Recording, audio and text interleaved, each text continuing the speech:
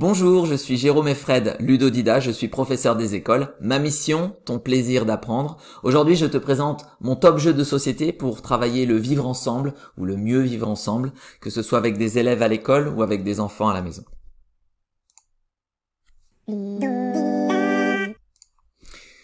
On commence avec Fun Fact, un de mes jeux préférés, toutes catégories confondues. C'est un jeu d'ambiance coopératif. Souvent, quand il y a des tensions entre des élèves à l'école, ça peut être lié au fait qu'ils ne se connaissent pas vraiment et donc ils ont des a priori souvent les uns sur les autres. Ce jeu permet du coup de faire connaissance avec l'autre sur des sujets légers, amusants, pas forcément, enfin des sujets personnels mais pas forcément intimes. Donc c'est un moyen, un outil pour faire connaissance et donc mieux vivre ensemble. Concrètement, comment ça fonctionne? On a des cartes sur lesquelles on va avoir des questions et chacune de ces questions va appeler une réponse par un nombre, que ce soit un nombre illimité ou alors dans certains cas un nombre contenu entre 0 et 100 s'il s'agit d'un pourcentage. On est donc autour de la table, il y a un joueur qui va être désigné pour choisir la question de la manche. Dans la règle, normalement, on pioche une carte et puis c'est parti, il pose la question.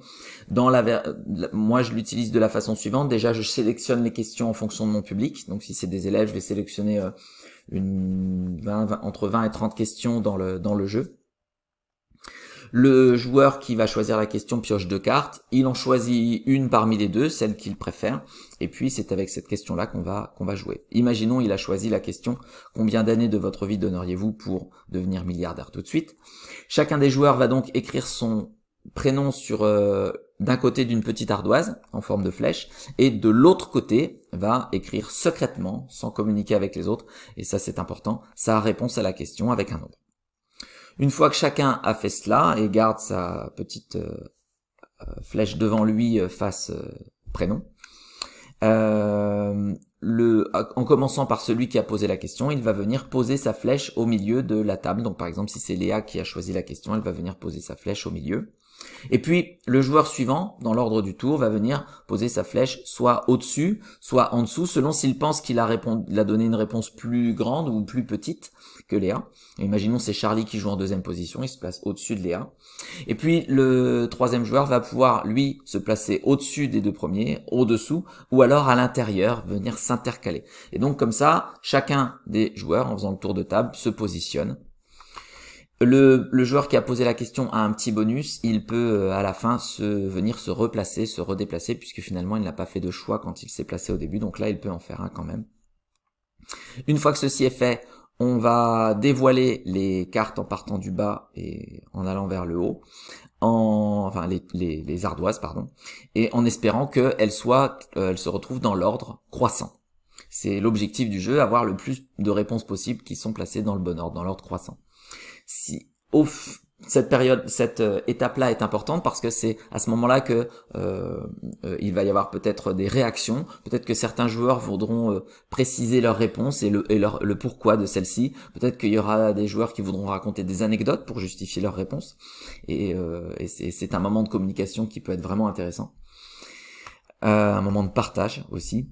Et puis une fois qu'on a fait ça, on regarde ce qui nous embête pour que la colonne soit dans l'ordre, on le met de côté, et puis on regarde combien on a de réponses ordonnées, ça nous donne un score, et voilà. Et donc on va réaliser comme ça un certain nombre de manches, on va additionner les scores, et puis il y a dans le jeu une échelle de réussite qui nous dit si on se connaît un peu moyennement ou beaucoup à la folie.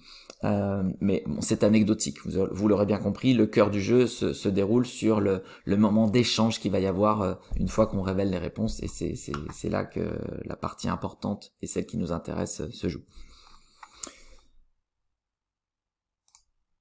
Ensuite, on continue avec Totem. Alors, malheureusement, il se trouve que les hommes, les humains, et plus particulièrement peut-être les Français, ont plus de facilité à se dire des vilaines choses, à se faire des critiques, parfois sarcastiques, qu'à se dire des choses agréables et se faire des compliments. Eh bien, ce jeu Totem répond à cette problématique et va amener les personnes autour de la table à se dire des jolies choses. Dans ce jeu, on va désigner parmi les joueurs un receveur, donc c'est lui qui va recevoir des jolies choses, des compliments. Et les autres joueurs vont recevoir chacun des cartes de deux types, soit des animaux, soit des caractères, des traits de caractère. Mais que ce soit l'un ou pour l'autre, même les animaux sont associés en fait à des qualités. Par exemple ici, le saumon, tu ne laisses jamais tomber. Ou alors le bélier, tu t'investis avec cœur, sans demi-mesure. Et donc on va avoir chacun des animaux qui va être associé à une petite phrase qui symbolise une qualité. Les autres joueurs que le receveur vont être un peu les offreurs. Ils vont recevoir chacun 6 cartes animaux. Et puis ils vont en choisir une qui leur semble correspondre le mieux possible au receveur. Une fois qu'on a fait cela, le receveur va organiser une phase de discussion, puisque chacun des joueurs va pouvoir, en dévoilant l'animal qu'il lui attribue, le justifier, expliquer pourquoi il le voit comme ça, peut-être donner un exemple de vie où qui illustre cette qualité qu'il a voulu attribuer au receveur. Le receveur peut à ce moment-là également faire des commentaires sur les choses qui sont dites, peut-être donner des exemples lui aussi de vie si certains animaux résonnent en lui. Et puis on va organiser un vote pour définir quel est l'animal qui correspond le mieux au receveur. Chacun a une voix, on vote. Si en cas d'égalité, la voix du receveur va compter double. Et peut-être, si besoin, c'est lui qui tranchera si jamais cela ne permet pas de trancher la question. Donc va lui être attribué à ce receveur un animal déjà. On procède de même exactement de la même manière avec les cartes caractères. Et donc on va comme ça, pareil, chaque offreur va recevoir 6 cartes caractères, va en choisir une, etc. On va organiser une discussion, puis un vote. Et on va se retrouver avec donc un animal et puis un caractère associé au receveur. Et ce sera alors son animal totem.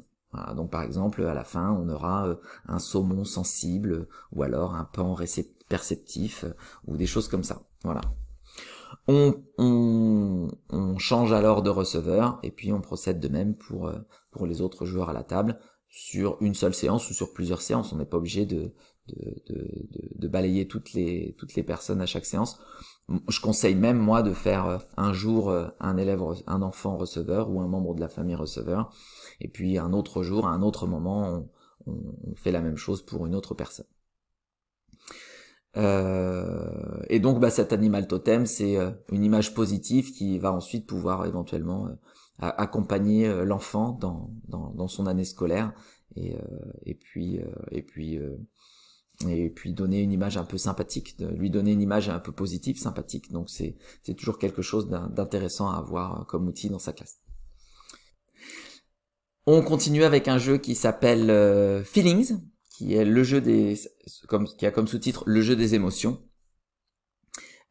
qui va permettre de parler de ses émotions, d'une part, et puis aussi de se mettre à la place de l'autre pour essayer d'imaginer ce qu'il pourrait ressentir dans des situations plus ou moins originales qui sont proposées par le jeu.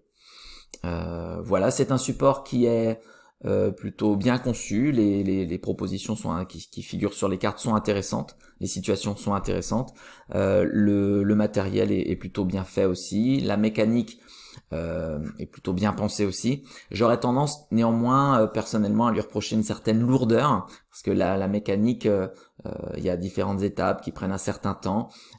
S'ajoute à cela des discussions qui se font pendant les différentes étapes, qui peut faire que ce jeu est un petit peu long.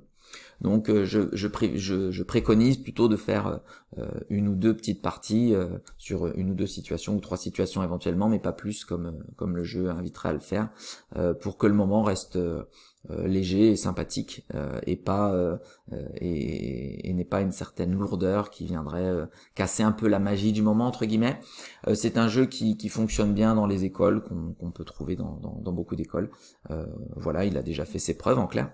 Et puis c'est un peu le jeu référence dans ce domaine-là. Il n'y en existe pas énormément qui soit aussi bien fait. Donc voilà. Concrètement, comment ça fonctionne? On va avoir des cartes avec des situations qui sont proposées, comme par exemple celle-ci. Pour un exposé, un élève apporte une grenade datant de la Seconde Guerre mondiale. Situation originale. Qui va générer des émotions, on imagine, chez les différents participants.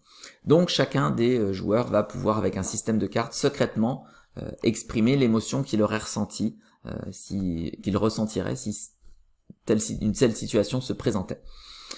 À noter que les émotions qui figurent autour du plateau sont renouvelables. Il en existe, je sais pas, une quinzaine dans la boîte, quelque chose comme ça. Donc on en tire un certain nombre au sort qu'on vient installer comme ça. Et donc ça va permettre un renouvellement aussi des émotions mises en jeu de partie après partie.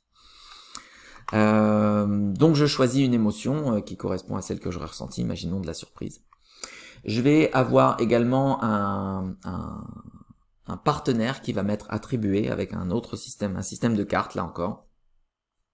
Et à ce moment-là, je vais maintenant essayer de me mettre à la place de l'autre et de deviner ce qu'il aurait ressenti à ce moment-là. Le jeu ensuite, d'un point de vue mécanique et d'un point de vue ludique et de comptage de points, se joue sur le fait que on va essayer de voir si on a deviné juste l'émotion de l'autre, et puis si on a deviné juste, on va gagner des points, l'autre va gagner des points également, et puis dans un sens et puis dans l'autre, et puis c'est pour ça qu'il y a une petite piste de score au milieu, voilà. Ce n'est pas, encore une fois, le système de scoring est là parce que c'est un jeu et que ça appelle ce genre de système. Techniquement, on s'en fiche un peu des points. Ce qui est important surtout, c'est le moment qui va suivre cette phase de résolution des émotions, où chacun va pouvoir un petit peu s'exprimer, raconter pourquoi il ressentirait pourquoi il ressentirait telle ou telle émotion dans la situation qui est proposée. Ça va être l'occasion aussi d'exprimer à l'autre, son partenaire, comment on le voit ou comment on le voyait, et pourquoi on a imaginé telle ou telle réaction de sa part. Peut-être on pourra faire référence à d'autres situations. Donc une partie à ce moment-là, communication, échange sur des choses personnelles, puisque les émotions ça touche souvent à l'intime, et des discussions qui sont souvent engagées, intéressantes. Et voilà ce que propose ce jeu. À noter que il existe maintenant des déclinaisons du jeu de base, et une déclinaison notamment qui concerne le harcèlement, où on va avoir exactement le même système de jeu. Ce qui va changer, c'est certaines émotions particulières qui sont ajoutées dans la boîte, et puis surtout des nouvelles propositions qui vont correspondre au thème travaillé du harcèlement. À noter qu'il y a 110 cartes dans la boîte, cette boîte-là, et qu'il y en a qui sont réparties en 3 catégories, à partir de 9 ans, 12 ans, 15 ans. Clairement, seules les cartes à partir de 9 ans sont à utiliser avec des enfants de CM. Le reste ne les concernerait pas forcément. Ici, si je prends l'exemple de ce qu'on peut trouver sur des cartes qui sont adaptées pour eux, tous les jours, un élève de ta classe te demande ta collation. Bon, c'est un sujet qui peut se discuter assez facilement. Si on en vient après à des sujets comme des garçons jouent à dégrafer les soutiens-gorge des filles, on comprend aisément que ça ne concerne pas forcément des choses qui se passent vraiment à l'école primaire, donc on n'a pas forcément lieu d'en discuter à ce moment-là. Donc voilà, j'invite à respecter le classement tel qu'il a été établi par les auteurs et qui est plutôt bien vu. Et voilà. Eh bien, nous voici au bout de cette vidéo. Je te remercie de m'avoir écouté jusque-là. Si tu veux me remercier pour celle-ci, tu peux soit dépuncher un pouce, dépuncher le bouton abonnement ou la petite cloche. Tu peux aussi te rendre sur ma boutique pour te procurer le jeu Totem. Je ne parle que de celui-ci parce que les autres ne sont pas disponibles malheureusement dans ma boutique, mais tu trouveras également d'autres jeux, dont certains permettent de travailler aussi ce sujet-là. Je te laisse un peu explorer la chose si tu veux. Et bien maintenant, à toi de jouer!